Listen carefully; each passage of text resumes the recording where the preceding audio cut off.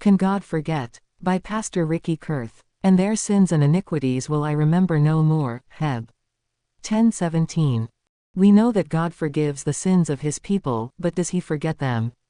It would seem so. Our text suggests that he will not remember the sins committed against him by his children. Isa 43:25. Believers have always found a great deal of comfort in this blessed thought. But then God calls upon us to likewise forgive others, even as God for Christ's sake hath forgiven you. EPH 4:32. Doesn't this suggest that we too should forgive and forget? Perhaps you are thinking, but Pastor, you don't know what they did to me.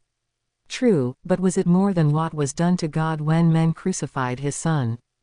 Remember, God's vow to forgive and forget the sins of his people includes even the brutal murder of his only begotten Son. We are tempted to think, well, it's easy for God to forget, but such is not the case. God says of the sins of unbelievers that he will never forget any of their works. Amos 8:7. How then can this God of total recall forget our sins?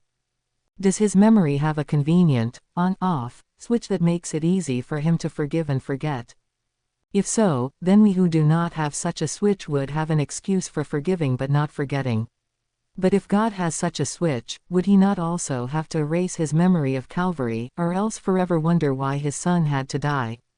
But it cannot be that God could forget the cross, for Revelation 5:6 joins John 20:27 to reveal that the Lord's resurrection body will forever bear the scars of the cross, making it impossible for God, or us, to ever forget his sacrifice for our sins. What then is the answer to our question? Can God forget our sins?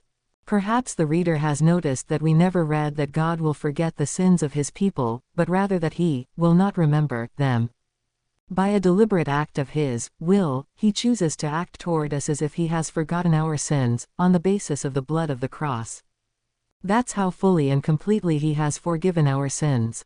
And if we are to forgive others, as God forgave us, then we too must choose to act toward others as if we have so fully forgiven their transgressions against us that we have forgotten them, also on the basis of Christ's shed blood.